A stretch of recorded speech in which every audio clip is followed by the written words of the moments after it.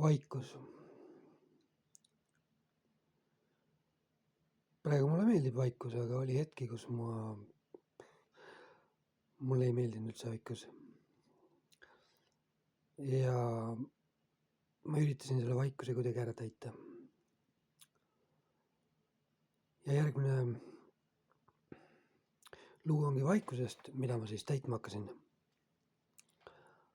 Situatsioon järgmine sugulastega. Sõidame autorahvast täis. Ja tädi tütrel on Peika, kes on siis roolis ja ema ja tädi ja mina ja kogu see vaikus ja sõit, see tundus nii. Või rääkisid nemad ka nalju ja ma ei tahtnud kuidagi kehvem olla. Mul kunagi Vaskjalas sõbra juures mõtlesin, räägin loo. See on nagu elust enesest. Nad kasvatasid sibulaid ja neil oli nali, et 1 kilo sibulaid võrdub 1 venelane. Nad käisid turul müümas. Aga sellel hetkel, kui nad seda sibulat koorisid, siis see oli nagu naljakas. No ma rääkisin selle loo ära ja vaikus.